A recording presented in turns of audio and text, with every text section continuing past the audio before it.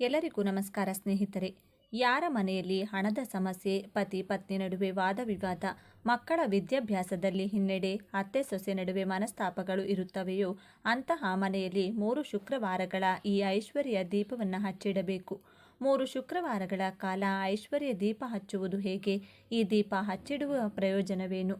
ಶುಕ್ರವಾರದ ದಿನವನ್ನು ವಾರದ ಇನ್ನಿತರ ದಿನಗಳಲ್ಲಿ ಪ್ರಮುಖವಾದ ದಿನವೆಂದು ಪರಿಗಣಿಸಲಾಗುತ್ತದೆ. ಯಾಕೆಂದರೆ ಈ ದಿನದ ಪೂಜೆ ಕೆಲಸಗಳು ನಮಗೆ ಹಣ, ಸಂಪತ್ತು, ಸಮೃದ್ಧಿಯನ್ನು ತರುತ್ತದೆ ಎನ್ನುವ ನಂಬಿಕೆ ಇದೆ. ಯಾವ ವ್ಯಕ್ತಿಯ ಮನೆಯಲ್ಲಿ ದಾರಿದ್ರ್ಯ ತಾಂಡವವಾಡುತ್ತಿರುತ್ತದೆಯೋ, ಹಣಕಾಸಿನ ಸಮಸ್ಯೆಗಳಿರುತ್ತದೆಯೋ, ಸಾಲದ ಸಮಸ್ಯೆಗಳಿರುತ್ತದೆಯೋ ಅಂಥವರು ಧನ ಪ್ರಾಪ್ತಿಗಾಗಿ 3 ಶುಕ್ರವಾರಗಳವರೆಗೆ ಈ ದೀಪಾರಾಧನೆಯನ್ನು ಮಾಡಬೇಕಾಗುತ್ತೆ. 3 ಶುಕ್ರವಾರಗಳ ಕಾಲ ಸಂಕಲ್ಪವನ್ನು ಮಾಡಿಕೊಂಡು ಶ್ರದ್ಧಾ ಭಕ್ತಿಯಿಂದ ಈ ದೀಪವನ್ನು ಹಚ್ಚಿದರೆ ಜೀವನದ ಎಲ್ಲ ರೀತಿಯಾದ ಹಣಕಾಸಿನ ಸಮಸ್ಯೆಗಳು ದೂರಾಗುವುದು. ಇನ್ನು ಇದರ ಜೊತೆಗೆ ಲಕ್ಷ್ಮೀದೇವಿ ನಮ್ಮ ಮನೆಯಲ್ಲಿ ವಾಸವಾಗಿದ್ದರೆ ಅಥವಾ ದೇವರು ನಮ್ಮ ಮನೆಯಲ್ಲಿ ವಾಸವಾಗಿದ್ದರೆ ನಮಗೆ ಈ ಎಲ್ಲ ಸೂಚನೆಗಳು ದೊರೆಯುತ್ತವೆ. ಮನೆಯಲ್ಲಿ ಈ ಎಲ್ಲ ಸೂಚನೆಗಳು ಕಾಣಿಸಿಕೊಂಡ್ರೆ ಲಕ್ಷ್ಮೀದೇವಿ ನಿಮಗೆ ಒಲಿದಿದ್ದಾಳೆ ಎಂದರ್ಥ. ಲಕ್ಷ್ಮೀದೇವಿ ಮತ್ತು ದೇವರುಗಳು ನಿಮ್ಮ ಮನೆಯಲ್ಲಿ ವಾಸವಾಗಿದ್ದಾರೆ ಎಂದರ್ಥ. ಈ ಎಲ್ಲ ಮಾಹಿತಿ ಬಗ್ಗೆ ಸಂಪೂರ್ಣ ಮಾಹಿತಿ ನೋಡೋಣ ಬನ್ನಿ. ಅದಕ್ಕೂ ಮುಂಚೆ ನೀವಿನ್ನು ಚಾನಲ್ಗೆ ಸಬ್ಸ್ಕ್ರೈಬ್ ಆಗಿಲ್ಲ ಅಂದರೆ ಸಬ್ಸ್ಕ್ರೈಬ್ ಆಗಿ, ಹಾಗೆ ವಿಡಿಯೋಗೆ ಲೈಕ್ ಮಾಡಿ, ವಿಡಿಯೋ ಸ್ಕಿಪ್ ಮಾಡದೆ ಕೊನೆ ತನಕ ನೋಡಿ. ಎಲ್ಲರೂ ಭಕ್ತಿಯಿಂದ ಓಂ ಶ್ರೀ ಮಹಾಲಕ್ಷ್ಮಿ ನಮಃ ಅಂತ ಕಮೆಂಟ್ ಮಾಡಿ. ಮೊದಲು ಯಾರು ದೀಪವನ್ನು ಹಚ್ಚಬೇಕು ಅಂದರೆ ಮನೆಯ ಮಹಿಳೆಯರನ್ನು ಲಕ್ಷ್ಮೀದೇವಿಯ ರೂಪವೆಂದು ಪರಿಗಣಿಸಲಾಗುತ್ತದೆ. ಹಾಗಾಗಿ ಶುಕ್ರವಾರದ ದಿನದಂದು ಮನೆಯ ಮಹಿಳೆಯರು ಮುಂಜಾನೆ ಬೇಗ ಎದ್ದು ತಲೆ ಸ್ನಾನ ಮಾಡಿಕೊಂಡು ಶುದ್ಧರಾಗಿ ಮನೆಯನ್ನು ಶುದ್ಧೀಕರಿಸಿಕೊಂಡು ಸೂರ್ಯೋದಯಕ್ಕೂ ಮುನ್ನ ಈ ದೀಪವನ್ನು ನೀವು ಮನೆಯಲ್ಲಿ ಹಚ್ಚಬೇಕು. ನೀವು ಈ ದೀಪವನ್ನು ಮುಂಜಾನೆ ಸಮಯದಲ್ಲೂ ಹಚ್ಚಬಹುದು ಅಥವಾ ಮುಸ್ಸಂಜೆ ಸಮಯದಲ್ಲೂ ಹಚ್ಚಬಹುದು ಅಥವಾ ದಿನದ 2 ಸಮಯದಲ್ಲೂ ಈ ದೀಪವನ್ನು ಹಚ್ಚಬಹುದು. ನೀವು ತಪ್ಪದೆ ಇವುಗಳನ್ನು ಗಮನದಲ್ಲಿಟ್ಟುಕೊಳ್ಳಿ. ಈ ದೀಪವನ್ನು ಹಚ್ಚಲು ನೀವು 2-3 ದಿನಗಳ ಮುನ್ನವೇ ಸಿದ್ಧತೆಯನ್ನು ಮಾಡಿಕೊಳ್ಳಬೇಕು. ಮಾರುಕಟ್ಟೆಯಿಂದ 2 ಮಣ್ಣಿನ ದೀಪವನ್ನು ಮತ್ತು 1 ಮಣ್ಣಿನ ತಟ್ಟೆಯನ್ನು ತೆಗೆದುಕೊಂಡು ಬನ್ನಿ. ಈ 2 ದೀಪ ಮತ್ತು ತಟ್ಟೆಯನ್ನು ನೀರಿನಲ್ಲಿ ಚೆನ್ನಾಗಿ ತೊಳೆದು ದೀಪ ಮತ್ತು ತಟ್ಟೆ ಒಣಗಲು ಬಿಡಿ. ಅದರಲ್ಲಿ ಯಾವುದೇ ನೀರಿನ ಅಂಶ ಇರಬಾರದು. ದೀಪವಾಗಿರಬಹುದು ಅಥವಾ ತಟ್ಟೆಯಾಗಿರಬಹುದು, ತುಂಡಾಗಿರಬಾರದು ಅಥವಾ ಅದು ಯಾವುದೇ ಹಾನಿಗೆ ಒಳಗಾಗಿರಬಹುದು ಎಂಬುದನ್ನು ಗಮನದಲ್ಲಿಟ್ಟುಕೊಳ್ಳಿ. ಇನ್ನು ನೀವು ಈ ಮಣ್ಣಿನ ತಟ್ಟೆಗೆ ಇದನ್ನು ಹಚ್ಚಿ. ಶುಕ್ರವಾರದಂದು ದೀಪ ಹಚ್ಚುವ ಮುನ್ನ ಮಣ್ಣಿನ ತಟ್ಟೆಗೆ ಸಂಪೂರ್ಣವಾಗಿ ಅರಿಶಿನವನ್ನು ಹಚ್ಚಿ. ಎಲ್ಲಿಯೂ ತಟ್ಟೆ ಖಾಲಿ ಇರಬಾರದು. ಸಂಪೂರ್ಣವಾಗಿ ಅರಿಶಿನ ಲೇಪಿತವಾಗಿರಬೇಕು. ನಂತರ ಆ ಮಣ್ಣಿನ ತಟ್ಟೆಯಲ್ಲಿ ಕಲ್ಲುಪ್ಪನ್ನು ಹಾಕಿ. ಪುಡಿ ಉಪ್ಪನ್ನು ಬಳಸಬೇಡಿ. ಯಾಕೆಂದರೆ ಲಕ್ಷ್ಮೀದೇವಿಯು ಕಲ್ಲುಪ್ಪಿನಲ್ಲಿ ವಾಸವಾಗಿರುತ್ತಾಳೆ ಮತ್ತು ಅದು ಆಕೆಗೆ ಅತ್ಯಂತ ಪ್ರಿಯವಾದ ವಸ್ತುವಾಗಿದೆ ಎನ್ನುವ ನಂಬಿಕೆ ಇದೆ. ನಂತರ ಒಂದು ಮಣ್ಣಿನ ದೀಪಕ್ಕೆ ಅರಿಶಿನವನ್ನು ಸಂಪೂರ್ಣವಾಗಿ ಹಚ್ಚಿ ಹಾಗೂ ಕುಂಕುಮವನ್ನು ಹಚ್ಚಿ ಉಪ್ಪು ಹಾಕಿಟ್ಟ ತಟ್ಟೆಯ ಮೇಲೆ ಈ ದೀಪವನ್ನು ಇಟ್ಟು ಅದಕ್ಕೆ ಅಕ್ಷತೆಯನ್ನು ಹಾಕಿ ಅದರ ಮೇಲೆ ಅರಿಶಿನ ಹಚ್ಚಿದ ಇನ್ನೊಂದು ದೀಪವನ್ನು ಇಡಿ. ಈ ದೀಪಕ್ಕೂ ಕುಂಕುಮದ ಬೊಟ್ಟುಗಳನ್ನಿಡಿ. ಈ ಮೇಲ್ಗಡೆ ಇರುವ ದೀಪಕ್ಕೆ ಎಳ್ಳೆಣ್ಣೆಯನ್ನು ಹಾಕಿ 2 ಹತ್ತಿಯ ಬತ್ತಿಗಳನ್ನು ತೆಗೆದುಕೊಂಡು 2ನ್ನು ಜೋಡಿಸಿ ಒಂದು ಬತ್ತಿಯನ್ನಾಗಿ ಮಾಡಿ ಎಣ್ಣೆ ಹಾಕಿರುವ ದೀಪದಲ್ಲಿಟ್ಟು ದೀಪವನ್ನು ಬೆಳಗಿಸಿ. ಇನ್ನು ಉಪ್ಪಿನ ದೀಪ ಹಚ್ಚಿಡುವ ವಿಧಾನ. ಈ ಉಪ್ಪಿನ ದೀಪವನ್ನು ನೀವು ನಿಮ್ಮ ಮನೆಯ ದೇವರ ಕೋಣೆಯಲ್ಲಿ ಹಚ್ಚಿಡಬೇಕು. ಈ ದೀಪದ ಬತ್ತಿಯು ಅಂದರೆ ಅದರ ಜ್ವಾಲೆಯು ದೇವರ ಕಡೆಗೆ ಮುಖ ಮಾಡಿರಬೇಕು. ಈ ರೀತಿಯಾಗಿ ನೀವು ಉಪ್ಪಿನ ದೀಪವನ್ನು 3 ಶುಕ್ರವಾರಗಳ ಕಾಲ ಲಕ್ಷ್ಮೀದೇವಿಯ ಮುಂದೆ ಹಚ್ಚಿಡಬೇಕು. ನಂತರ ದೇವಿಯ ಬಳಿ ಹಣಕಾಸಿನ ಸಮಸ್ಯೆಗಳು ಬಾರದಂತೆ ಕಾಪಾಡಲು ಬೇಡಿಕೊಳ್ಳಿ. ನೀವು ದೀಪದಲ್ಲಿನ ಉಪ್ಪನ್ನು ಏನು ಮಾಡಬೇಕು ಅಂದರೆ ಐಶ್ವರ್ಯ ದೀಪ, ಉಪ್ಪಿನ ದೀಪವೆಂದು ಕರೆಯಲಾಗುವ ಈ ದೀಪವನ್ನು 3 ಶುಕ್ರವಾರಗಳ ಕಾಲ ಹಚ್ಚಿಡಬೇಕು. ಪ್ರತಿ ಶುಕ್ರವಾರ ನೀವು ಈ ದೀಪವನ್ನು ಹಚ್ಚಿದ ನಂತರ ಮರುದಿನ ಅಂದರೆ ಶನಿವಾರದ ದಿನದಂದು ಶುದ್ಧರಾಗಿ ದೀಪದಲ್ಲಿನ ಉಪ್ಪನ್ನು ತೆಗೆದು ಒಂದು ಪೇಪರ್ ಅಥವಾ ಡಬ್ಬ ಅಥವಾ ಯಾವುದೇ ಚೀಲದಲ್ಲಿ ಹಾಕಿ ಶುದ್ಧವಾದ ಸ್ಥಳದಲ್ಲಿ ಶೇಖರಿಸಿಟ್ಟುಕೊಳ್ಳಿ. 3 ಶುಕ್ರವಾರಗಳು ಪೂರ್ಣಗೊಂಡ ನಂತರ ಈ ಉಪ್ಪನ್ನು ಯಾವುದಾದರೂ ಒಂದು ನಿರ್ಜನ ಪ್ರದೇಶಕ್ಕೆ ತೆಗೆದುಕೊಂಡು ಹೋಗಿ ಅಥವಾ ಯಾರೂ ಓಡಾಡದ ಜಾಗಕ್ಕೆ ತೆಗೆದುಕೊಂಡು ಹೋಗಿ ಮರದ ಬುಡಕ್ಕೋ ಗಿಡದ ಬುಡಕ್ಕೋ ಹಾಕಿ ಬನ್ನಿ. ಇನ್ನು ದೀಪ ಹಚ್ಚುವ ನಿಯಮಗಳು. ದೀಪ ಹಚ್ಚುವ ಮುನ್ನ ಸಂಕಲ್ಪವನ್ನು ತೆಗೆದುಕೊಂಡು ದೀಪ ಹಚ್ಚಿಡಬೇಕು. ಐಶ್ವರ್ಯ ದೀಪ ಹಚ್ಚಿದ ದಿನದಂದು ಮನೆಯಲ್ಲಿ ಮಾಂಸಾಹಾರ, ಮದ್ಯ ಇನ್ನಿತರ ಆಹಾರಗಳ ಸೇವನೆ ಮಾಡಬಾರದು. ಈ ದೀಪವನ್ನು ನೀವು 3, 5 ಅಥವಾ 9 ವಾರಗಳವರೆಗೂ ಮಾಡಬಹುದು. ಉಪ್ಪಿನ ದೀಪದ ಪ್ರಯೋಜನಗಳು. ಹಣಕಾಸಿನ ಸಮಸ್ಯೆ ನಿವಾರಣೆ. ಈ ದೀಪವು ಹಣಕಾಸಿನ ಸಮಸ್ಯೆಗಳನ್ನು ನಿವಾರಿಸಿ ಮನೆಯಲ್ಲಿ ಐಶ್ವರ್ಯವನ್ನು ಹೆಚ್ಚಿಸುತ್ತದೆ ಎನ್ನುವ ನಂಬಿಕೆ ಇದೆ. ಲಕ್ಷ್ಮೀ ಕಟಾಕ್ಷ. ಲಕ್ಷ್ಮೀ ದೇವಿಯ ಅನುಗ್ರಹ ಪಡೆಯಲು ಉಪ್ಪಿನ ದೀಪ ಹಚ್ಚಲಾಗುತ್ತದೆ. ಋಣಾತ್ಮಕ ಶಕ್ತಿಗಳ ನಿವಾರಣೆ. ಉಪ್ಪು ಋಣಾತ್ಮಕ ಶಕ್ತಿಗಳನ್ನು ಹೀರಿಕೊಳ್ಳುತ್ತದೆ. ಆದ್ದರಿಂದ ಉಪ್ಪಿನ ದೀಪ ಹಚ್ಚೋದ್ರಿಂದ ಶಕ್ತಿಯನ್ನು ಶುದ್ಧಗೊಳಿಸಬಹುದು. ಉಪ್ಪಿನ ವಿಸರ್ಜನೆ. 3 ಶುಕ್ರವಾರಗಳು ಪೂರ್ಣಗೊಂಡ ನಂತರ ದೀಪದಲ್ಲಿನ ಉಪ್ಪನ್ನು ಶೇಖರಿಸಿ ಯಾವುದಾದರೂ ಒಂದು ನಿರ್ಜನ ಪ್ರದೇಶಕ್ಕೆ, ಯಾರೂ ಓಡಾಡದ ಮರದ ಬುಡಕ್ಕೋ ಅಥವಾ ಗಿಡದ ಬುಡಕ್ಕೋ ಹಾಕಿ ಬನ್ನಿ. ಸ್ನೇಹಿತರೆ, ಉಪ್ಪಿನ ದೀಪ ಹಚ್ಚುವ ವಿಧಾನ ಗೊತ್ತಾಯ್ತಲ್ವಾ? ಈಗ ಲಕ್ಷ್ಮೀದೇವಿ ನಮ್ಮ ಮನೆಯಲ್ಲಿ ನೆಲೆಸಲಿ ಎಂದು ಪ್ರತಿಯೊಬ್ಬರೂ ಆಶಿಸುತ್ತಾರೆ. ಯಾಕೆಂದರೆ ಲಕ್ಷ್ಮೀದೇವಿ ಇರುವ ಮನೆಯಲ್ಲಿ ಅಥವಾ ಆಕೆ ವಾಸವಾಗಿರುವ ಮನೆಗಳಲ್ಲಿ ಎಂದಿಗೂ ಧನ ಧಾನ್ಯಕ್ಕೆ ಕೊರತೆ ಇರುವುದಿಲ್ಲ. ಅಂತಹ ಮನೆಯಲ್ಲಿ ಸುಖ, ಸಂತೋಷ, ಸಮೃದ್ಧಿ, ಅದೃಷ್ಟ ನೆಲೆಯಾಗಿರುತ್ತದೆ. ಅದೆಷ್ಟೋ ಜನರ ಮನೆಯಲ್ಲಿ ಈಗಾಗಲೇ ನೆಲೆಸಿದ್ದರೂ ಅವರಿಗೆ ತಿಳಿಯುವುದೇ ಇಲ್ಲ. ಲಕ್ಷ್ಮೀದೇವಿಯನ್ನು ತಮ್ಮ ಮನೆಯಲ್ಲಿ ನೆಲೆಸುವಂತೆ ಪದೇ ಪದೇ ಪ್ರಾರ್ಥಿಸುತ್ತಲೇ ಇರುತ್ತಾರೆ. ಲಕ್ಷ್ಮೀದೇವಿ ಯಾವುದೋ ಒಂದು ಮನೆಯಲ್ಲಿ ನೆಲೆಸಿದರೆ ಆಕೆ ಈ ಎಲ್ಲ ಸೂಚನೆಗಳನ್ನು ನಿಮಗೆ ನೀಡುತ್ತಾಳೆ. ಲಕ್ಷ್ಮೀದೇವಿ ಮನೆಯಲ್ಲಿ ನೆಲೆಸಿದರೆ ಈ ಎಲ್ಲ ಸೂಚನೆಗಳನ್ನು ನಿಮಗೆ ಖಂಡಿತ ನೀಡುತ್ತಾಳೆ. ಈಗ ನೋಡೋಣ ಬನ್ನಿ. ಮೊದಲನೇ ಸೂಚನೆ ಹಲ್ಲಿ. ಹಲ್ಲಿಯನ್ನು ನೋಡಿದಾಗ ಸಾಮಾನ್ಯವಾಗಿ ಅಸಹ್ಯ ಪಡುತ್ತಾರೆ ಅಥವಾ ಹೆದರುತ್ತಾರೆ. ಆದರೆ ಹಲ್ಲಿಯು ಲಕ್ಷ್ಮೀದೇವಿಯ ರೂಪವೆಂಬುದು ಕೆಲವು ಜನರಿಗೆ ಮಾತ್ರ ತಿಳಿದಿದೆ. ಹಲ್ಲಿಯು ಮೈಮೇಲೆ ಬಿದ್ದಾಗ ಅಪಶಕುನವೆಂದು, ಯಾವುದೋ ಅಪಾಯ ಕಾದಿದೆ ಎಂದು ಯೋಚಿಸುತ್ತೇವೆ ಮತ್ತು ಸ್ನಾನ ಇತ್ಯಾದಿಗಳ ಮೂಲಕ ಶುದ್ಧರಾಗಲು ಹೋಗುತ್ತೇವೆ. ಆದರೆ ನಮ್ಮ ಮೇಲೆ ಹಲ್ಲಿ ಬೀಳುವುದು ಶುಭ ಸಂಕೇತವಾಗಿದೆ. ಮೈಮೇಲೆ ಹಲ್ಲಿ ಬಿದ್ದರೆ ನಿಮಗೆ ಯಾವುದೋ ಒಂದು ಶುಭ ಸೂಚನೆ ಕಾದಿದೆ ಎಂಬುದಾಗಿದೆ. ಇನ್ನು ಕೆಲವೊಮ್ಮೆ ನಾವು ಮನೆಯ ಇತರೆ ಭಾಗಗಳಲ್ಲಿ ಮಾತ್ರವಲ್ಲದೆ ದೇವರ ಕೋಣೆಯಲ್ಲೂ ಹಲ್ಲಿಯನ್ನು ನೋಡುತ್ತೇವೆ. ಈ ರೀತಿ ನಾವು ದೇವರ ಕೋಣೆಯಲ್ಲಿ ಹಲ್ಲಿಯನ್ನು ನೋಡುವುದು ತುಂಬಾ ಶುಭ. ಇದರರ್ಥ ಲಕ್ಷ್ಮೀದೇವಿಯು ನಿಮ್ಮ ಮನೆಯಲ್ಲಿ ನೆಲೆಸಿದ್ದಾಳೆ ಎಂಬುದಾಗಿದೆ. ಇನ್ನು ದೇವರ ನೈವೇದ್ಯದಲ್ಲಿ ಇರುವೆ. ನಾವು ದೇವರಿಗೆ ನೈವೇದ್ಯವನ್ನು ಇಟ್ಟಾಗ ಅದನ್ನು ಇರುವೆಗಳು ತಿನ್ನುತ್ತಿರುವುದನ್ನು ಗಮನಿಸಬಹುದು. ನಾವು ದೇವರಿಗೆ ಇಟ್ಟಿರುವ ನೈವೇದ್ಯವನ್ನು ಇರುವೆಗಳು ತಿಂದರೆ ಅದನ್ನು ಮಂಗಳಕರ ಸೂಚನೆ ಎಂದು ಪರಿಗಣಿಸಬೇಕು. ಇರುವೆಗಳು ದೇವರಿಗೆ ಅರ್ಪಿಸಿದ್ದ ನೈವೇದ್ಯವನ್ನು ತಿಂದರೆ ದೇವರು ನಿಮ್ಮ ನೈವೇದ್ಯವನ್ನು ಸ್ವೀಕರಿಸಿದ್ದಾನೆ ಎಂಬುದಾಗಿದೆ. ಹಾಗೂ ಇದರಿಂದ ನೀವು ಪೂಜೆಯ ದುಪ್ಪಟ್ಟು ಫಲವನ್ನು ಪಡೆದುಕೊಳ್ಳುತ್ತೀರಿ ಎಂಬುದಾಗಿದೆ.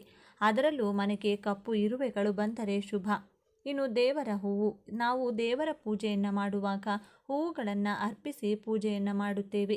ಈ ರೀತಿ ಪೂಜೆ ಮಾಡುವಾಗ ದೇವರಿಗೆ ಅರ್ಪಿಸಿದ ಹೂ ಆರತಿ ಮಾಡುವ ಸಮಯದಲ್ಲಿ ಕೆಳಗೆ ಬಿದ್ದರೆ ಅದು ನಿಮ್ಮ ಇಷ್ಟಾರ್ಥಗಳನ್ನು ದೇವರು ನೆರವೇರಿಸುತ್ತಾನೆ ಎಂಬುದರ ಸೂಚನೆಯಾಗಿದೆ. ಇಂತಹ ಹೂವನ್ನು ದೇವರ ಪ್ರಸಾದವಾಗಿ ಸ್ವೀಕರಿಸಬೇಕು. ದೇವರ ದೀಪದಿಂದ ಶಬ್ದಗಳು ಕೇಳಿ ಬಂದರೂ ಕೂಡ ದೇವರು ನೆಲೆಸಿದ್ದಾನೆ ಎಂಬುದರ ಸೂಚನೆಯಾಗಿದೆ. ಹಾವುಗಳ ಕನಸು. ಅದೆಷ್ಟೋ ಜನರಿಗೆ ಹಾವುಗಳು ಕನಸು ಅಂದರೆ ಕನಸಿನಲ್ಲಿ ಹಾವುಗಳು ಕಾಣಿಸಿಕೊಂಡಿರಬಹುದು. ಹಾವಿಗೆ ಸಂಬಂಧಿಸಿದ ಎಲ್ಲ ಕನಸುಗಳನ್ನು ಶುಭ ಕನಸುಗಳೆಂದು ಹೇಳಲು ಸಾಧ್ಯವಿಲ್ಲ. ದೇವರ ಆಶೀರ್ವಾದ ನಿಮ್ಮ ಮೇಲಿದ್ದರೆ, ಲಕ್ಷ್ಮೀದೇವಿ ನಿಮ್ಮ ಮನೆಯಲ್ಲಿ ನೆಲೆಸಿದರೆ ನಿಮಗೆ ನಾಗರ ಹಾವುಗಳ ಕನಸು ಬೀಳುತ್ತದೆ. ಅದೇ ದೇವರ ಆಶೀರ್ವಾದದಿಂದ ಶ್ರೀಮಂತರಾಗುವುದಾದರೆ ಬಿಳಿ ಬಣ್ಣದ ಹಾವು ಕನಸಿನಲ್ಲಿ ಕಾಣಿಸಿಕೊಳ್ಳುತ್ತದೆ. ಕನಸಿನಲ್ಲಿ ದೇವರು ನಿಧಿ ಕಾಣಿಸಿಕೊಳ್ಳುವುದು ಕೂಡ ದೇವರ ವಾಸಸ್ಥಾನವೆಂದು ಹೇಳಲಾಗುತ್ತದೆ. ಕಾಗೆಗಳು. ಮನೆಯಲ್ಲಿ ಪದೇ ಪದೇ ಹಾಲು ಉಕ್ಕುವುದು ಕೂಡ ಲಕ್ಷ್ಮೀದೇವಿ ನಿಮ್ಮ ಮನೆಯಲ್ಲಿ ನೆಲೆಸಿದ್ದಾಳೆ ಎಂಬುದರ ಸಂಕೇತ. ಇನ್ನು ಕಾಗೆಗಳನ್ನು ನಾವು ಪಿತೃಗಳ ರೂಪವೆಂದು ಹೇಳುತ್ತೇವೆ. ಕಾಗೆಗಳಿಗೂ ದೇವರಿಗೂ ಸಂಬಂಧವಿದೆ. ಪ್ರತಿನಿತ್ಯ ನಿಮ್ಮ ಮನೆಯ ಬಾಗಿಲಿಗೆ ಕಾಗೆಗಳು ಬರುತ್ತಿದ್ರೆ ನಿಮಗೆ ದೇವಾನುದೇವತೆಗಳ ಆಶೀರ್ವಾದ ದೊರೆತಿದೆ ಎಂದರ್ಥ. ಗೆಜ್ಜೆ ಸದ್ದು. ರಾತ್ರಿ ಗೆಜ್ಜೆ ಸದ್ದು ಕೇಳಿದರೆ ಅದೆಷ್ಟೋ ಜನ ಅದನ್ನು ದೆವ್ವ ಭೂತಗಳ ಸಂಚಾರದ ಸದ್ದು ಎಂದು ಭಾವಿಸುತ್ತಾರೆ. ಮಧ್ಯರಾತ್ರಿಯಲ್ಲಿ ನಿಮಗೆ ಗೆಜ್ಜೆ ಸದ್ದುಗಳು ಕೇಳಿ ಬಂದರೆ ಲಕ್ಷ್ಮೀದೇವಿ ನಿಮ್ಮ ಮನೆಯನ್ನು ಶೀಘ್ರದಲ್ಲೇ ಪ್ರವೇಶಿಸುತ್ತಾಳೆ ಎಂಬುದಾಗಿದೆ. ಎಲ್ಲ ಸದ್ದುಗಳನ್ನು ದೆವ್ವ ಭೂತಗಳ ಸಂಚಾರವೆಂದು ಹೇಳಲು ಸಾಧ್ಯವಿಲ್ಲ. ಇನ್ನು ಮನೆಯ ಬಳಿಯಾಗಿರಬಹುದು ಅಥವಾ ನಿಮ್ಮ ಮನೆಯ ಪಕ್ಕದಲ್ಲಾಗಿರಬಹುದು. ಪಕ್ಷಿಗಳು ಗೂಡು ಕಟ್ಟಿಕೊಂಡ್ರೆ ಅಥವಾ ಪಕ್ಷಿಗಳು ನಿಮ್ಮ ಮನೆಯನ್ನು ಪ್ರವೇಶಿಸಿದರೆ ದೇವರು ನಿಮ್ಮ ಮನೆಯಲ್ಲಿ ವಾಸವಾಗಿದ್ದಾನೆ ಎಂಬುದರ ಸೂಚನೆಯಾಗಿದೆ. ಅದೇ ನೀವು ಗೂಬೆಯನ್ನು ನೋಡಿದರೆ ಅದು ಲಕ್ಷ್ಮೀದೇವಿಯ ಆಶೀರ್ವಾದದಿಂದ ಶೀಘ್ರದಲ್ಲೇ ಧನವಂತರಾಗುತ್ತೀರಿ ಎಂಬುದಾಗಿದೆ. ಈ ವಿಶೇಷವಾದ ಮಾಹಿತಿ ನಿಮಗೆ ಇಷ್ಟವಾದರೆ ತಪ್ಪದೆ ಜೈ ಲಕ್ಷ್ಮೀದೇವಿ ಅಂತ ಕಮೆಂಟ್ ಮಾಡಿ. ಈ ವಿಡಿಯೋವನ್ನು ಪ್ರತಿಯೊಬ್ಬರಿಗೂ ಕೂಡ ಶೇರ್ ಮಾಡಿ. ಎಷ್ಟೇ ಪೂಜೆಗಳನ್ನು ಮಾಡಿದ್ರು, ಎಷ್ಟೇ ವ್ರತಗಳನ್ನು ಮಾಡಿದ್ರು, ಯಾವುದೇ ಪರಿಹಾರವನ್ನು ಪಾಲಿಸಿದ್ರು ನಮಗಿರುವ ಹಣದ ಸಮಸ್ಯೆಗಳು ಕೋರ್ಟ್ ಕೇಸ್ ಸಮಸ್ಯೆಗಳು, ಭೂಮಿಯ ವಿವಾದಗಳು ಬಗೆಹರಿಯುತ್ತಿಲ್ಲ. ಬಡತನದ ಜೀವನದಿಂದ ಹೊರಬರೋದಕ್ಕೆ ದಾರಿ ಕಾಣಿಸ್ತಿಲ್ಲ. ಶತ್ರುಗಳು ಹೆಜ್ಜೆ ಹೆಜ್ಜೆಗೂ ನಮ್ಮನ್ನ ಅವಮಾನಿಸುತ್ತಾರೆ, ನಿಂದಿಸುತ್ತಾರೆ. ಎಷ್ಟೇ ಪ್ರಯತ್ನ ಮಾಡಿದರೂ ನಾವು ಉದ್ಧಾರ ಆಗ್ತಿಲ್ಲ ಅನ್ನೋದಾದ್ರೆ ಈ ಮರದ ಬೇರನ್ನ ಮನೆಯ ಬಾಗಿಲಿಗೆ ಕಟ್ಟಿದ್ರೆ ಸರ್ವ ದೇವತೆಗಳ ರಕ್ಷಣೆ ಮನೆಗೆ ಸಿಗುತ್ತದೆ. ಈ ಬೇರಿನ ಕೆಳಗೆ ಕುಟುಂಬದವರು ದಿನವೂ ಓಡಾಡಿದ್ರೆ ಕಷ್ಟಗಳೆಲ್ಲ ಮಂಜಿನಂತೆ ಕರಗಿ ಹೋಗುತ್ತದೆ. ಜೀವನದಲ್ಲಿನ ಎಲ್ಲ ವಿಧವಾದ ಸಮಸ್ಯೆಗಳು ದೂರವಾಗಲು, ಹಣದ ಏಳಿಗೆ, ನೆಮ್ಮದಿಯನ್ನ ಪಡೆಯಲು ಬಾಗಿಲಿಗೆ ಯಾವ ಬೇರನ್ನ ಕಟ್ಟಬೇಕು, ಯಾವ ವಸ್ತುವನ್ನ ಮಣ್ಣಿನಲ್ಲಿ ಊತಿಟ್ರೆ ಶುಕ್ರನ ಬಲ ಹೆಚ್ಚಾಗಿ ಧನಾಕರ್ಷಣೆಯಾಗುತ್ತದೆ ಎಂದು ಇವತ್ತಿನ ಈ ವಿಡಿಯೋದಲ್ಲಿ ಸಂಪೂರ್ಣವಾಗಿ ತಿಳಿಸಿಕೊಡ್ತೀನಿ. ಬನ್ನಿ. ಅದಕ್ಕೂ ಮುನ್ನ ನೀವಿನ್ನು ಚಾನಲ್ಗೆ ಸಬ್ಸ್ಕ್ರೈಬ್ ಆಗಿಲ್ಲ ಅಂದರೆ ಈಗಲೇ ಸಬ್ಸ್ಕ್ರೈಬ್ ಆಗಿ, ಹಾಗೆ ವಿಡಿಯೋಗೆ ಲೈಕ್ ಮಾಡಿ, ವಿಡಿಯೋ ಸ್ಕಿಪ್ ಮಾಡದೆ ಕೊನೆ ತನಕ ನೋಡಿ. ಎಲ್ಲರೂ ಭಕ್ತಿಯಿಂದ ಓಂ ಶ್ರೀ ಮಹಾಲಕ್ಷ್ಮಿ ನಮಃ ಅಂತ ಕಮೆಂಟ್ ಮಾಡಿ. ಒಬ್ಬ ಮನುಷ್ಯ ಜೀವನದಲ್ಲಿ ಏಳಿಗೆ ಕಾಣಬೇಕು, ಶ್ರೀಮಂತಿಕೆ ನೋಡಬೇಕು ಅಂದರೆ ಗ್ರಹಗಳಲ್ಲಿ ಅತಿ ಮುಖ್ಯವಾಗಿ ಗುರುಬಲ ಇರಬೇಕು. ಜೊತೆಗೆ ಶುಕ್ರನ ಬಲ ಇರಲೇಬೇಕು. ನವಗ್ರಹಗಳಲ್ಲಿ ಗುರುಗ್ರಹದ ನಂತರ ಅತ್ಯಂತ ಶಕ್ತಿಶಾಲಿ ಗ್ರಹವೆಂದರೆ ಅದು ಶುಕ್ರಗ್ರಹ. ಶುಕ್ರನ ಬಲ ಹೆಚ್ಚಾಗಲು ಪ್ರತಿ ಶುಕ್ರವಾರ ಸ್ನಾನ ಮಾಡುವ ನೀರಿಗೆ 1-2 ಏಲಕ್ಕಿಯನ್ನ ನೆನೆಸಿ ನಂತರ ಸ್ನಾನ ಮಾಡಬೇಕು. ಇದರಿಂದ ಸದಾ ಶುಕ್ರನ ಅನುಗ್ರಹ ನಿಮ್ಮ ಜೊತೆಗೆ ಇರುತ್ತದೆ. ಮೈತುಂಬ ಸಾಲ ಮಾಡ್ಕೊಂಡಿದ್ದೀವಿ ಗುರುಗಳೇ, ಯಾವ ಕೆಲಸಕ್ಕೆ ಕೈ ಹಾಕಿದರೂ ನಷ್ಟ ಆಗುತ್ತೆ, ನಮಗೆ ಅಂತ 1 ರೂಪಾಯಿ ಕೂಡ ಹುಟ್ಟುವುದಿಲ್ಲ, ಹಣದ ಸಮಸ್ಯೆಗಳಿಂದ ಜೀವನ ನರಕೆ ಆಗೋಗಿದೆ ಅಂದರೆ ಅದಕ್ಕೆ ಶುಕ್ರನ ಬಲ ಕಡಿಮೆಯಾಗಿದೆ ಎಂದರ್ಥ. ಶುಕ್ರನ ಬಲ ಇಲ್ಲದವರಿಗೆ ಸದಾ ಸ್ತ್ರೀಯರೊಂದಿಗೆ ಗಲಾಟೆ ಜಗಳಗಳು ನಡೆಯುತ್ತದೆ. ಸ್ತ್ರೀ ಸಂತಾನದ ಜೊತೆಗೆ ಸದಾ ಕಲಹದಲ್ಲಿ ಮುಳುಗಿರ್ತೀರಾ. ಸ್ವತಃ ತಮ್ಮ ತಾಯಿಯೊಂದಿಗೆ, ಸಹೋದರಿಯರೊಂದಿಗೆ, ಪತ್ನಿಯೊಂದಿಗೆ ಕೂಡ ಯಾವಾಗಲೂ ಕಲಹಗಳು ನಡೆಯುತ್ತಲೇ ಇರುತ್ತೆ. ಆಗ ನಿಮಗೆ ಶುಕ್ರನ ಬಲ ಇಲ್ಲವೆಂದು ಅರ್ಥ ಮಾಡಿಕೊಳ್ಳಬೇಕು. ಅಂತಹ ಸಮಯದಲ್ಲಿ ಶುಕ್ರನ ಬಲ ಹೆಚ್ಚಿಸಿಕೊಳ್ಳಲು ಸ್ತ್ರೀಯರನ್ನು ಸದಾ ಗೌರವಿಸಬೇಕು. ಯಾರು ಸ್ತ್ರೀಯರನ್ನ ಗೌರವಪೂರ್ವಕವಾಗಿ ಕಾಣುತ್ತಾರೋ, ಸ್ತ್ರೀಯರನ್ನ ಗೌರವಿಸುತ್ತಾರೋ ಅವರಿಗೆ ಶುಕ್ರನ ಅನುಗ್ರಹ ಬಲ ಇದ್ದಂತಿರುತ್ತದೆ. ಇದರಿಂದ ಹಣಕಾಸಿನ ಸಮಸ್ಯೆಗಳು ಹತ್ತಿರ ಸುಳಿಯೋದಿಲ್ಲ. ಎಷ್ಟೇ ಕಷ್ಟ ಬಂದರೂ ಆ ಕಷ್ಟದಿಂದ ಹೊರಬರಲು ಶುಕ್ರನೇ ದಾರಿಯನ್ನ ತೋರಿಸ್ತಾನೆ. ಮನೆಗೆ ಸಮೀಪದಲ್ಲಿರುವಂಥ ಯಾವುದಾದರೂ ದೇವಾಲಯಗಳಿಗೆ ನಿಮ್ಮ ಕಷ್ಟ ಕಣ್ಣೀರು ಕಳೆಯುವ ತನಕ ನಿಮ್ಮ ಕೈಲಾದಷ್ಟು ಹಸುವಿನ ತುಪ್ಪವನ್ನು ನೀಡಿ ಬನ್ನಿ. ನೀವು ಕೊಟ್ಟಂತಹ ತುಪ್ಪ ಆ ದೇಗುಲದ ದೀಪಗಳಿಗೆ, ಆ ದೇಗುಲದಲ್ಲಿ ಮಾಡುವಂತಹ ಪ್ರಸಾದ ನೈವೇದ್ಯಗಳಿಗೆ ಬಳಸಿದ್ರೆ ನಿಮ್ಮ ಕರ್ಮ ಕಳೆಯುತ್ತಾ ಬರುತ್ತದೆ. ಜಾತಕದಲ್ಲಿ ಶುಕ್ರನ ಬಲ ಇದರಿಂದ ಹೆಚ್ಚಾಗ್ತಾ ಹೋಗುತ್ತದೆ. ಆರೋಗ್ಯ, ಹಣಕಾಸು, ಸಂಸಾರ, ವಿದ್ಯೆ, ಉದ್ಯೋಗ ಪ್ರತಿ ವಿಚಾರದಲ್ಲೂ, ಪ್ರತಿ ರಂಗದಲ್ಲೂ ಏಳಿಗೆಯಾಗುತ್ತದೆ. ಹಣದ ನೆಮ್ಮದಿಯನ್ನ ನೀವು ಇದರಿಂದ ಕಾಣಬಹುದು. ಒಂದಲ್ಲ ಒಂದು ಮೂಲದಿಂದ ಹಣ ಬಂದು ಸದಾ ಕೈನಲ್ಲಿ ದುಡ್ಡು ಚೆನ್ನಾಗಿ ಓಡಾಡುತ್ತದೆ. ಈಗಿನ ಕಾಲದಲ್ಲಿ ಪ್ರತಿಯೊಬ್ಬರಿಗೂ ಇರುವ ಮುಖ್ಯ ಸಮಸ್ಯೆ ಅಂದರೆ ಸಂಪಾದನೆ ಮಾಡಿದ್ದು ಕೈನಲ್ಲಿ ನಿಲ್ಲೋದಿಲ್ಲ. ಋಣಬಾಧೆಗಳಿಂದ, ಸಾಲದ ಸುಳಿ, ಹಣದ ವಿಪರೀತ ಸಮಸ್ಯೆ. ಒಂದು ದಿನವೂ ನೆಮ್ಮದಿಯಾಗಿ ನಿದ್ರಿಸಲು ಸಾಧ್ಯವಾಗುವುದಿಲ್ಲ. ಜೀವನದಲ್ಲಿ ಎಲ್ಲವನ್ನೂ ಕಳೆದುಕೊಂಡು ನೆಮ್ಮದಿಯೇ ಇಲ್ಲದ ಜೀವನವನ್ನು ನಡೆಸುತ್ತಿರುತ್ತಾರೆ. ಎಲ್ಲ ಪರಿಹಾರಗಳನ್ನು ಮಾಡಿ ಇನ್ಮೇಲೆ ಯಾವುದು ಬೇಡ ಭಗವಂತ ಇಟ್ಟ ರೀತಿ ಬದುಕು ಬಿಡೋಣ ಅನ್ನುವಷ್ಟು ನೊಂದಿರುತ್ತಾರೆ. ಅಂಥವರು ಈ ಒಂದು ಬೇರನ್ನ ಸ್ಪರ್ಶಿಸಿದ್ರೆ, ಮನೆಯ ಬಾಗಿಲಿಗೆ ಈ ವಿಧಾನದಲ್ಲಿ ಕಟ್ಟಿದ್ರೆ ಅದ್ಭುತಗಳು ಜೀವನದಲ್ಲಿ ನಡೆಯುವುದಕ್ಕೆ ಶುರುವಾಗುತ್ತದೆ. ಮೊದಲಿಗೆ ಜನಾಕರ್ಷಣೆ, ಧನಾಕರ್ಷಣೆ ಆಗಲು, ನೀವು ಅಂದುಕೊಂಡಂಥ ಕೆಲಸಗಳು ಆಗಲು, ಎಲ್ಲದರಲ್ಲೂ ಯಶಸ್ಸನ್ನು ಗಳಿಸಲು, ಹಣದ ಸಮಸ್ಯೆಯಿಂದ ಹೊರಬಂದು ನಿತ್ಯ ಸುಖ ಜೀವನವನ್ನು ನೋಡಲು ನಿಮಗೆ ಸಮಯ ಸಿಕ್ಕಾಗಲೆಲ್ಲ ಪ್ರಯಾಣಿಸುವಾಗ ಆಗಿರಬಹುದು, ಊಟ ಮಾಡುವಾಗ ಆಗಿರಬಹುದು, ಸ್ನಾನವಾದ ಬಳಿಕ ದೇವಾಲಯಗಳಿಗೆ ಹೋದಾಗ ಆಗಿರಬಹುದು, ರೀಂ ಶ್ರೀಂ ರೀಂ ಎಂಬ ಶಕ್ತಿಶಾಲಿ 3 ಅಕ್ಷರದ ಮಂತ್ರವನ್ನು ಹೇಳಿಕೊಳ್ಬೇಕು. ಇದರಿಂದ ಯಶಸ್ಸಿನ ಆಕರ್ಷಣೆಯಾಗುತ್ತದೆ. ಮಾಡುವ ಕೆಲಸದಲ್ಲಿ ಯಶಸ್ಸು, ಮನೋಸ್ಥೈರ್ಯ ಕೂಡ ವೃದ್ಧಿಯಾಗುತ್ತದೆ. ಇದರ ಜೊತೆಗೆ ಮನೆಯ ಬಾಗಿಲಿಗೆ ಈ ಶಕ್ತಿಯುತ ಬೇರನ್ನ ಕಟ್ಟಬೇಕು. ಈ ಬೇರು ಯಾವುದೆಂದರೆ ಆಲದ ಮರದ ಬೇರು. ಈ ಬೇರನ್ನ ಯಾವುದೇ ದಿನ ಮನೆಗೆ ತಂದು ಒಂದು ಸಲ ಹಾಲಿನಿಂದ, ಮತ್ತೊಂದು ಸಲ ಶುದ್ಧ ಜಲದಿಂದ ತೊಳೆದು, ನಂತರ ಹಳದಿ ಕೆಂಪು ದಾರದಲ್ಲಿ ಕಟ್ಟಿ, ಬಿಳಿ ಅಥವಾ ಹಳದಿ ವಸ್ತ್ರದಲ್ಲಿ ಈ ಬೇರನ್ನ ಕಟ್ಟಿ ದೇವರ ಕೋಣೆಯಲ್ಲಿಟ್ಟು ಪೂಜಿಸಬೇಕು. ಮನೆಯ ಎಲ್ಲ ಕಷ್ಟಗಳು ನಿವಾರಣೆಯಾಗಿ ಉತ್ತಮೋತ್ತಮ ಫಲಗಳು ಪ್ರಾಪ್ತಿಯಾಗಲಿ. ಮನೆಯ ಸದಸ್ಯರಿಗಿರುವಂಥ ಅನಾರೋಗ್ಯದ ಸಮಸ್ಯೆ, ಸಾಲದ ಸಮಸ್ಯೆ, ಅದೃಷ್ಟದ ಕೊರತೆಗಳನ್ನು ದೂರ ಮಾಡಿ ರಕ್ಷಿಸು ಎಂದು ವಿಷ್ಣು ನಾಮಸ್ಮರಣೆ ಮಾಡುತ್ತಾ ಬೇಡಿಕೊಳ್ಳಬೇಕು.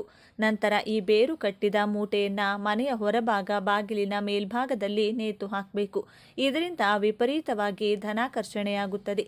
ಮನೆಯಲ್ಲಿನ ಎಂಥದ್ದೇ ಕಠಿಣ ಸಮಸ್ಯೆಗಳು ಶೀಘ್ರವಾಗಿ ದೂರವಾಗುತ್ತೆ.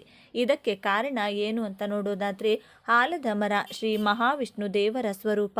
ಪ್ರಳಯ ಕಾಲದಲ್ಲಿ ಸೃಷ್ಟಿಯು ಜಲದಿಂದ ತುಂಬಿ ಹೋದಾಗ ಮುದ್ದು ಕೃಷ್ಣನು ಆಲದ ಮರದ ಎಲೆಯ ಮೇಲೆ ಹೆಬ್ಬೆರಳನ್ನ ಬಾಯಲ್ಲಿಟ್ಟುಕೊಂಡು ದರ್ಶನವನ್ನ ನೀಡಿದ್ದನು. ಜ್ಞಾನವನ್ನ ಉಪದೇಶಿಸುವ ದಕ್ಷಿಣಾಮೂರ್ತಿ ರೂಪದಲ್ಲಿರುವ ಪರಮೇಶ್ವರನು ಕೂಡ ಆಲದ ಮರದ ಕೆಳಗೆ ಜ್ಞಾನವನ್ನ ಉಪದೇಶಿಸಿದ್ದನು. ಸ್ವತಃ ಪರಮೇಶ್ವರನಿಗೆ ಮಹಾವಿಷ್ಣುವಿಗೆ ಅತ್ಯಂತ ಪ್ರಿಯವಾದ ಮರ ಅಥವಾ ವೃಕ್ಷವೆಂದರೆ ಅದು ಆಲದ ಮರ.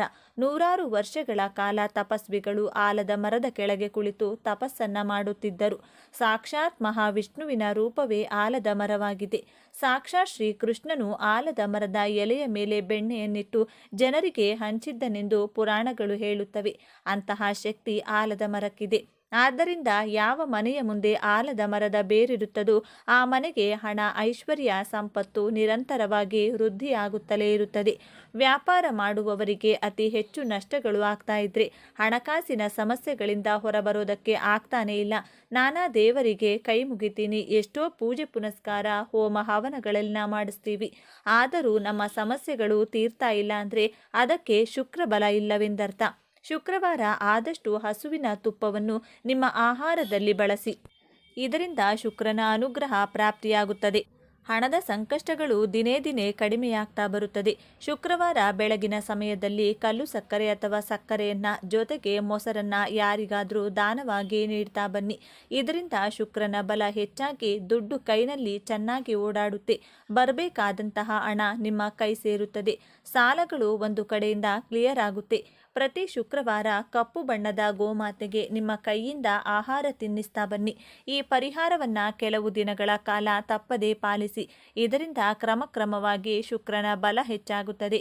ವಯಸ್ಸಾದವರಿಗೆ ಶುಕ್ರವಾರದ ದಿನದಂದು ನಿಮ್ಮ ಕೈನಿಂದ ಸಿಹಿ ತಿನಿಸುಗಳನ್ನು ತಿನ್ನಲು ನೀಡಿದರೆ ಶುಕ್ರದೇವನ ಅನುಗ್ರಹ ಪ್ರಾಪ್ತಿಯಾಗುತ್ತದೆ. ಇಷ್ಟು ದಿನ ನಡೆಯುತ್ತಿದ್ದಂತಹ ನಷ್ಟ ಕಷ್ಟಗಳ ಪ್ರಮಾಣ ಕಡಿಮೆಯಾಗಿ ಸುಖಜೀವನ ಪ್ರಾಪ್ತಿಯಾಗುತ್ತದೆ. ಇನ್ನು ಅತಿ ಮುಖ್ಯವಾಗಿ ಬೆಳ್ಳಿ ಲೋಹದಿಂದ ಒಂದು ಚಿಕ್ಕ ವೃತ್ತಾಕಾರದ ಪೆಂಡೆಂಟ್ನ ಮಾಡಿಸಿಕೊಂಡು ಸದಾ ನಿಮ್ಮ ಪರ್ಸ್ನಲ್ಲೋ ಜೇಬ್ನಲ್ಲೋ ಇಟ್ಟುಕೊಂಡು ನೋಡಿ. ಆವತ್ತಿನಿಂದಲೇ ನಿಮ್ಮ ಜೀವನ ಸಂಪೂರ್ಣವಾಗಿ ಬದಲಾಗುತ್ತದೆ. ಈ ವಸ್ತು ನಿಮ್ಮ ಜೊತೆಗಿದ್ದು ನೀವು ಮಾಡುವಂಥ ಯಾವುದೇ ಕಾರ್ಯಗಳಲ್ಲೂ ಯಶಸ್ಸು, ಹಣದ ಸಿಹಿ ಖಚಿತವಾಗಿ ಸಿಗುತ್ತದೆ. ಶುಕ್ರನ ಅನುಗ್ರಹದಿಂದ ಸರ್ವ ವಿಧವಾದಂತಹ ಶುಭ ಫಲಗಳು ಪ್ರಾಪ್ತಿಯಾಗುತ್ತೆ. ಶ್ರೀಮಂತಿಕೆ ಹೆಚ್ಚಾಗ್ತಾ ಹೋಗುತ್ತೆ. ಪ್ರತಿ ಶುಕ್ರವಾರ ಶುಕ್ರಬಲ ನಿಮಗೆ ಸಿಕ್ಕಿದೆ ಎಂದು ಅನುಭವ ಆಗೋ ತನಕವೂ ಆದ ನಂತರವೂ ಬಿಳಿ ಬಣ್ಣದ ವಸ್ತ್ರವನ್ನು ಬಳಸುತ್ತಾ ಬನ್ನಿ. ದೇಹವನ್ನು ಶುಚಿಯಾಗಿಟ್ಟುಕೊಂಡ್ರೆ ಶುಕ್ರನ ಬಲ ಹೆಚ್ಚಾಗುತ್ತದೆ. ಈ ವಿಷಯ ನೆನಪಿನಲ್ಲಿರಲಿ. ಸುಗಂಧ ದ್ರವ್ಯಗಳನ್ನು ದೇಹಕ್ಕೆ ಬಳಸಿ ಸ್ನಾನದ ನೀರಿಗೂ ಸುಗಂಧ ದ್ರವ್ಯಗಳನ್ನು ಬೆರೆಸಿ ಸ್ನಾನವನ್ನು ಮಾಡ್ತಾ ಬನ್ನಿ. ಮಹಾಲಕ್ಷ್ಮೀ ದೇವಿಗೆ ಶುಕ್ರನ ಹೆಸರನ್ನು ಹೇಳುತ್ತಾ ಬಿಳಿ ಬಣ್ಣದ ಪುಷ್ಪಗಳನ್ನು ಅರ್ಪಿಸಿ. ಇದರಿಂದ ನಿಮ್ಮ ಹಣದ ಕಷ್ಟಗಳು ಕಡಿಮೆಯಾಗಿ ಕಡಿಮೆ ಅವಧಿಯಲ್ಲಿ ಶ್ರೀಮಂತಿಕೆಯನ್ನು ಕಾಣಬಹುದು. ಕಷ್ಟಪಟ್ಟು ದುಡಿಬೇಕು. ದೈವ ಮಾರ್ಗ ಸನ್ಮಾರ್ಗದಲ್ಲೇ ನಡೆಯಬೇಕು.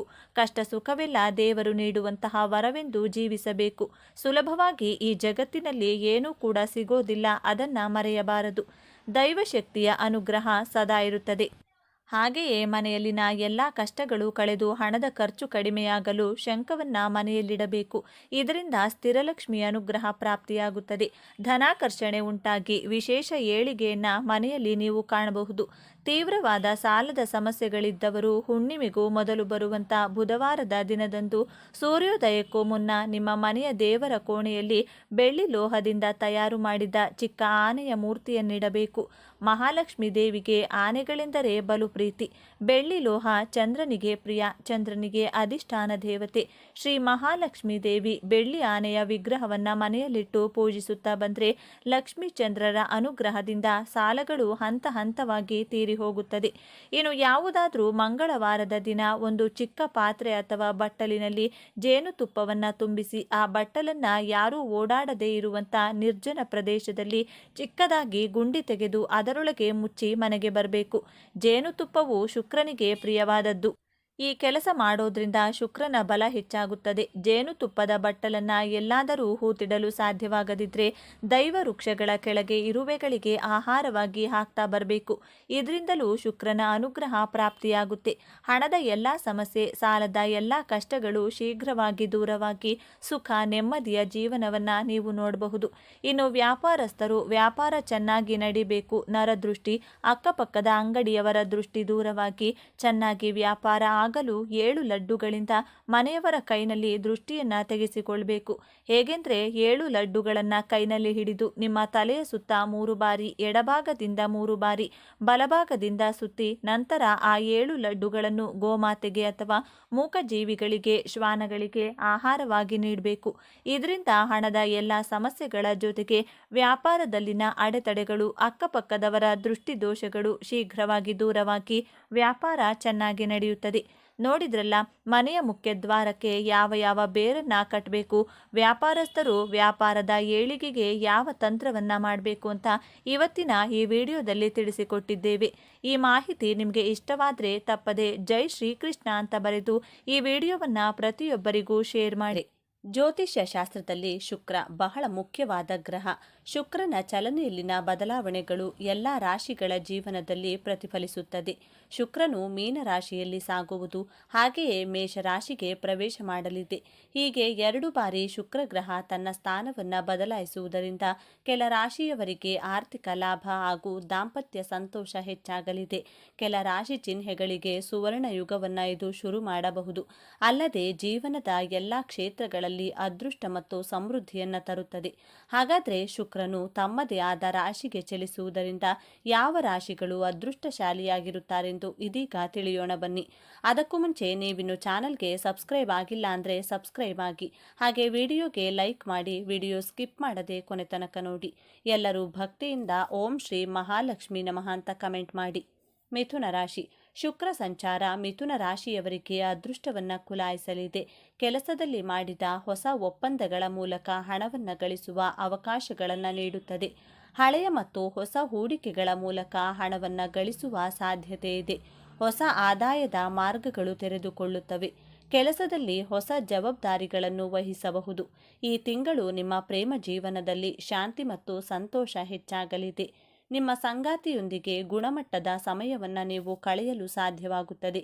ವ್ಯವಹಾರಸ್ಥರು ಬುದ್ಧಿವಂತಿಕೆಯ ಮೂಲಕ ದೊಡ್ಡ ಲಾಭವನ್ನು ಗಳಿಸಬಹುದು. ಮಕರ ರಾಶಿ. ಮಕರ ರಾಶಿಯವರಿಗೆ ಶುಕ್ರನ ಸಂಚಾರ ದುಪ್ಪಟ್ಟು ಲಾಭವನ್ನು ತಂದುಕೊಡಲಿದೆ. ನವೀನ ವಿಧಾನ ನಿಮಗೆ ಕೆಲಸದಲ್ಲಿ ಯಶಸ್ವಿಯಾಗಲು ಸಹಾಯ ಮಾಡುತ್ತದೆ. ಹೊಸ ಉದ್ಯೋಗ ಅವಕಾಶಗಳು ನಿಮ್ಮನ್ನು ಹುಡುಕಿಕೊಂಡು ಬರಲಿದೆ. ನೀವು ಕೆಲಸ ಮತ್ತು ವ್ಯವಹಾರದಲ್ಲಿ ಅನಿರೀಕ್ಷಿತ ಯಶಸ್ಸನ್ನು ಪಡೆಯುತ್ತೀರಿ. ನಿಮ್ಮ ಸಂಗಾತಿಯಿಂದ ನಿಮಗೆ ಹಣಕಾಸಿನ ಬೆಂಬಲ ಸಿಗುತ್ತದೆ. ಹೊಸ ವ್ಯವಹಾರವನ್ನು ಪ್ರಾರಂಭಿಸಲು ಅಥವಾ ಹೊಸ ಯೋಜನೆಯಲ್ಲಿ ತೊಡಗಿಸಿಕೊಳ್ಳಲು ಅವಕಾಶಗಳಿವೆ.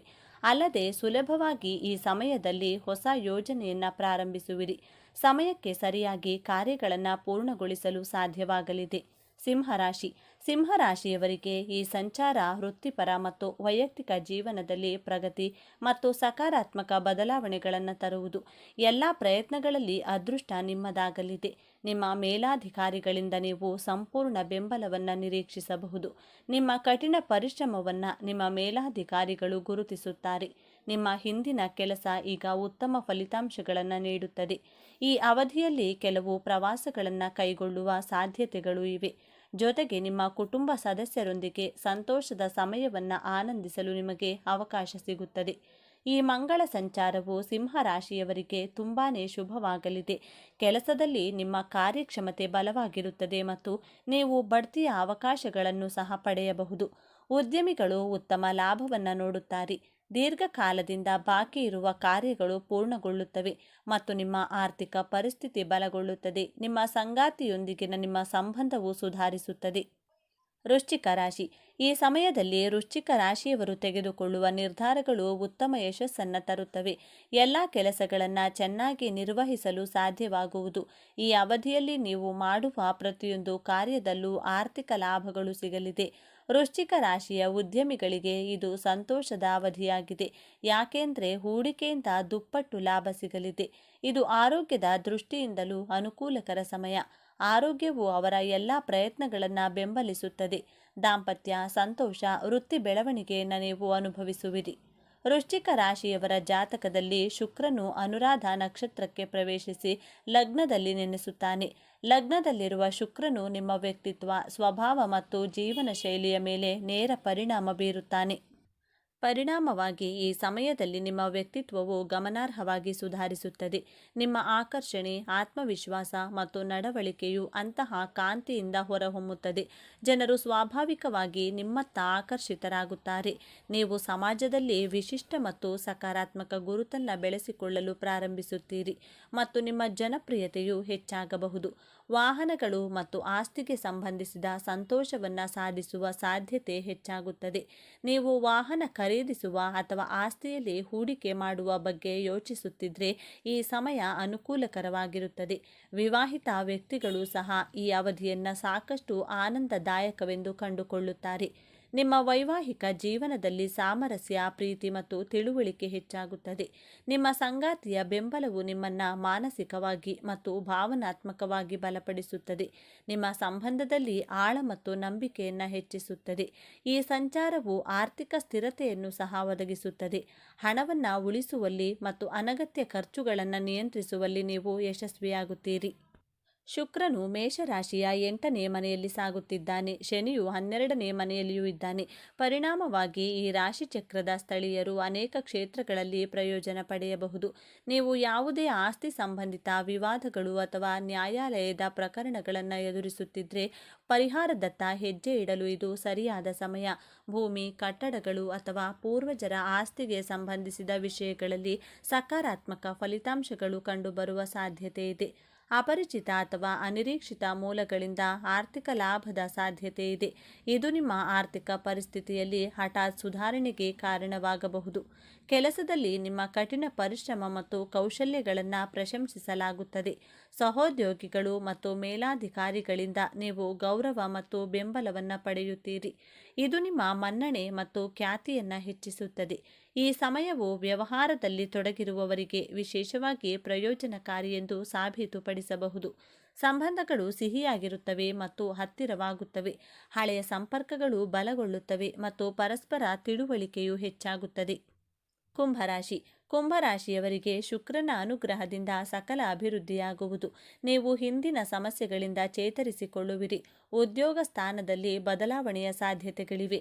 ದೀರ್ಘಕಾಲದಿಂದ ಬಾಕಿ ಇರುವ ಕೆಲಸಗಳನ್ನು ಈಗ ಯಶಸ್ವಿಯಾಗಿ ಪೂರ್ಣಗೊಳಿಸಬಹುದು. ವಿವಿಧ ಹೂಡಿಕೆಗಳಿಂದ ದೊಡ್ಡ ಮಟ್ಟದ ಹಣವನ್ನು ಗಳಿಸುವಿರಿ. ಉದ್ಯಮಿಗಳು ತಮ್ಮ ವ್ಯವಹಾರವನ್ನು ಹೊಸ ಸ್ಥಳಗಳಿಗೆ ವಿಸ್ತರಿಸಬಹುದು. ಆರ್ಥಿಕ ಪರಿಸ್ಥಿತಿ ಸುಧಾರಿಸಲಿದೆ, ಜೊತೆಗೆ ವೆಚ್ಚಗಳು ಹೆಚ್ಚಾಗುತ್ತವೆ. ವಿವಿಧ ಒಪ್ಪಂದಗಳು ಮತ್ತು ಯೋಜನೆಗಳಿಂದ ದೊಡ್ಡ ಲಾಭ ಗಳಿಸಬಹುದು. ತುಲಾರಾಶಿ.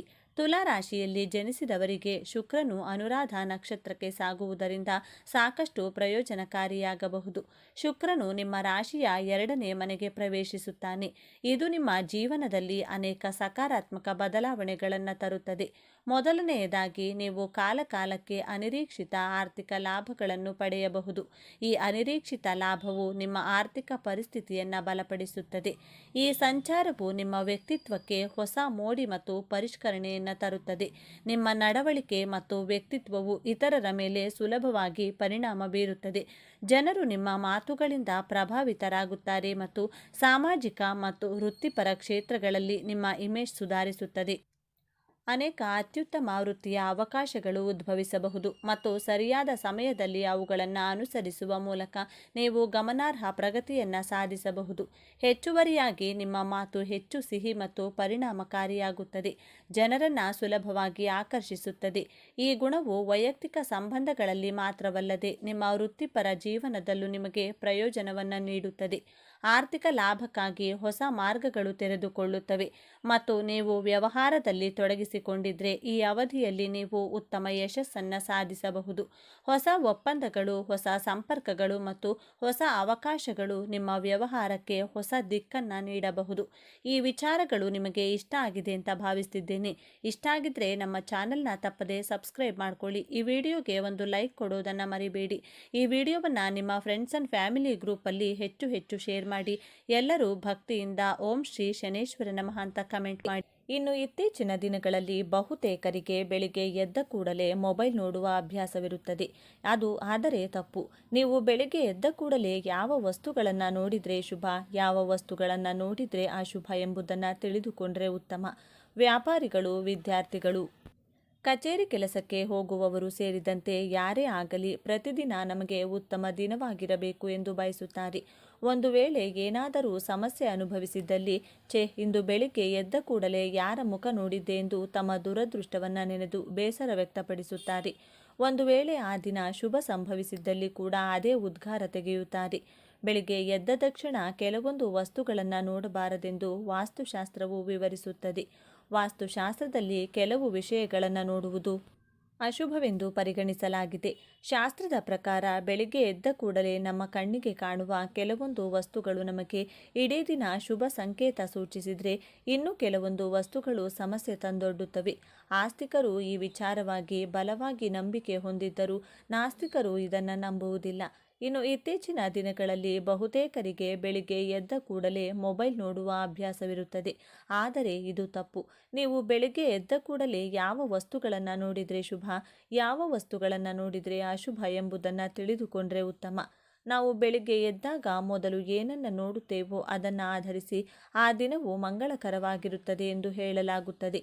ಆದ್ದರಿಂದ ನೀವು ಬೆಳಿಗ್ಗೆ ಮೊದಲು ನೋಡುವ ದೃಶ್ಯ ಅಥವಾ ವಸ್ತುಗಳೇ ಆಗಲಿ ಶುಭವಾಗಿರಬೇಕು. ಇದರಿಂದಾಗಿ ನಮ್ಮ ಇಡೀ ದಿನ ಮತ್ತು ಇಡೀ ಸಮಯವು ಉತ್ತಮವಾಗಿರುತ್ತದೆ. ಈ ದಿನ ಉತ್ತಮವಾಗಿ ಪ್ರಾರಂಭವಾಗಬೇಕು ಎಂಬುದು ಪ್ರತಿಯೊಬ್ಬ ವ್ಯಕ್ತಿಯ ಬಯಕೆಯಾಗಿದೆ. ಹಾಗಾಗಿ ಕೆಲವು ಜನರು ಬೆಳಿಗ್ಗೆ ಎದ್ದ ತಕ್ಷಣ ದೇವರ ಧ್ಯಾನ ಮಾಡಿ ನಾಮಸ್ಮರಣೆ ಮಾಡುತ್ತಾರೆ. ಇದು ಒಳ್ಳೆಯ ಸಂಗತಿ.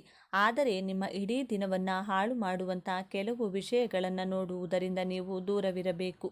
ಬೆಳಿಗ್ಗೆ ಎದ್ದ ನಂತರವೂ ಯಾವ ಯಾವ ವಸ್ತುಗಳನ್ನು ನೋಡಬಾರದು ಎನ್ನುವ ಮಾಹಿತಿ ನೋಡೋಣ ಬನ್ನಿ.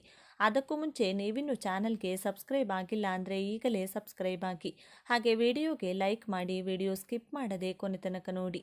ಎಲ್ಲರೂ ಭಕ್ತಿಯಿಂದ ಓಂ ಶ್ರೀ ಮಹಾಲಕ್ಷ್ಮಿ ನಮಃ ಅಂತ ಕಮೆಂಟ್ ಮಾಡಿ.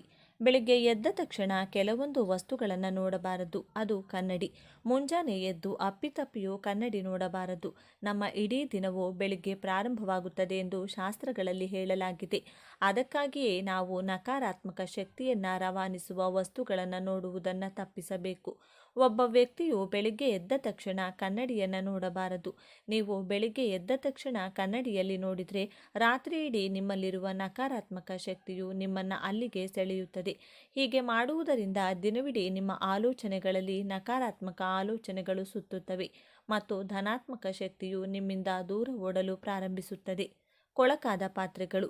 ಪ್ರತಿ ರಾತ್ರಿ ಮಲಗುವ ಮುನ್ನ ಅಡುಗೆ ಕೋಣೆಯನ್ನು ಸ್ವಚ್ಛಗೊಳಿಸುವುದು ಮತ್ತು ಕೊಳಕು ಪಾತ್ರೆಗಳನ್ನು ತೊಳೆಯುವುದು ಬಹಳ ಮುಖ್ಯ. ಮರೆತು ಕೂಡ ಪ್ರತಿದಿನ ರಾತ್ರಿಯಲ್ಲಿ ಕೊಳಕು ಪಾತ್ರೆಗಳನ್ನು ಬಿಡಬೇಡಿ.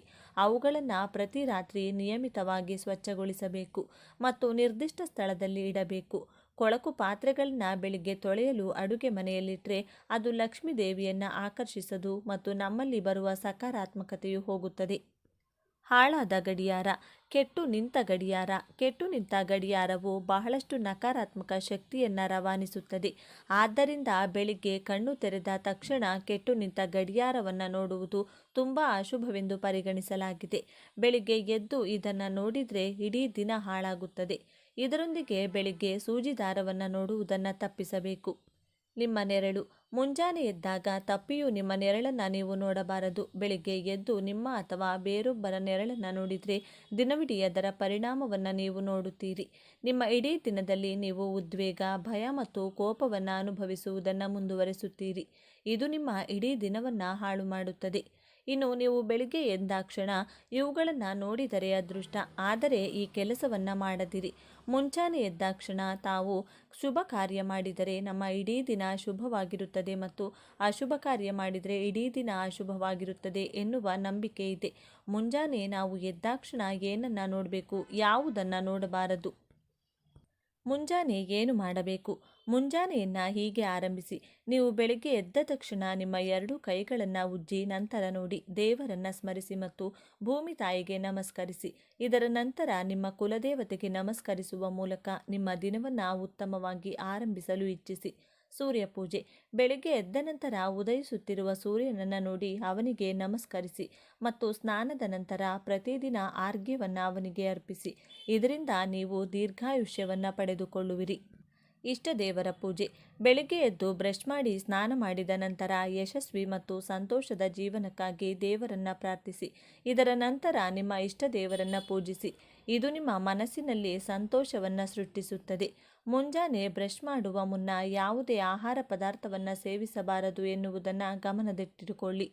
ಈ ಶಬ್ದಗಳನ್ನು ಕೇಳಿ. ಬೆಳಿಗ್ಗೆ ಎದ್ದು ಪಕ್ಷಿಗಳ ಚಿಲಿಪಿಲಿ ಅಥವಾ ಮಕ್ಕಳ ಕೂಗನ್ನು ಕೇಳಲು ಪ್ರಯತ್ನಿಸಿ. ಈ ಎರಡೂ ವಿಷಯಗಳನ್ನು ವಾಸ್ತುಶಾಸ್ತ್ರದಲ್ಲಿ ಅತ್ಯಂತ ಮಂಗಳಕರವೆಂದು ಪರಿಗಣಿಸಲಾಗಿದೆ. ಇವುಗಳು ಎದ್ದಾಕ್ಷಣ ನೋಡದಿರಿ. ಬೆಳಿಗ್ಗೆ ಎದ್ದ ನಂತರ ಅಂಗೈ ನೋಡುವುದನ್ನು ಅಭ್ಯಾಸ ಮಾಡಿಕೊಳ್ಳಿ ಮತ್ತು ಯಾವುದೇ ವ್ಯಕ್ತಿಯ ಪ್ರಾಣಿಗಳ ಮುಖವನ್ನು ನೋಡುವುದನ್ನು ತಪ್ಪಿಸಿ.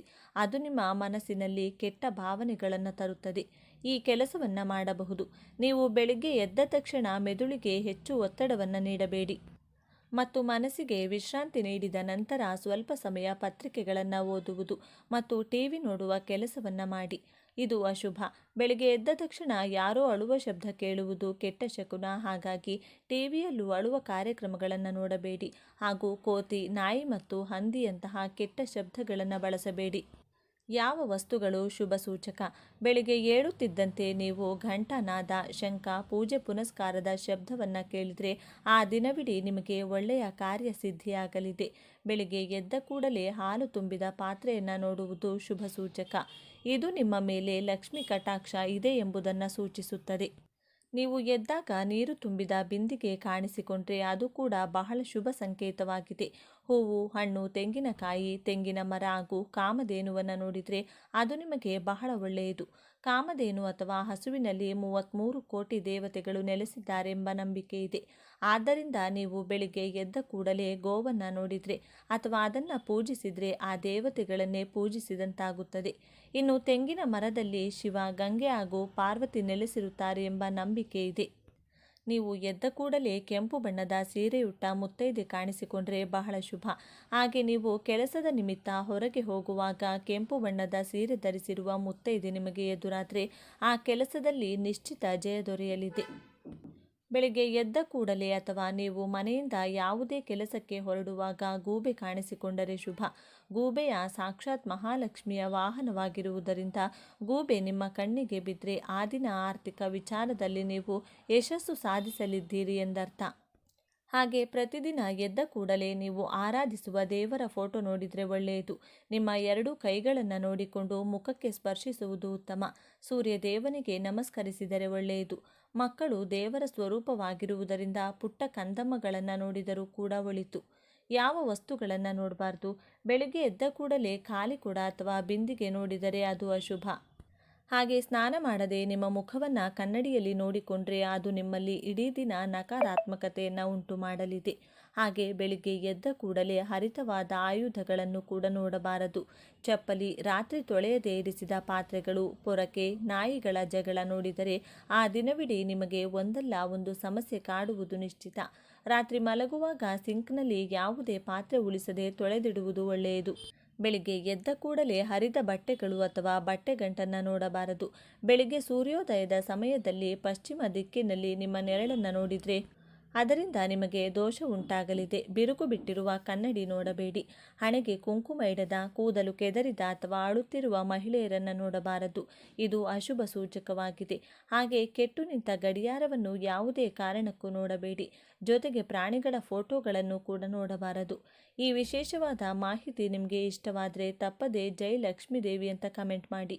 ಈ ವಿಡಿಯೋವನ್ನು ಪ್ರತಿಯೊಬ್ಬರಿಗೂ ಶೇರ್ ಮಾಡಿ. ಧನ್ಯವಾದಗಳು.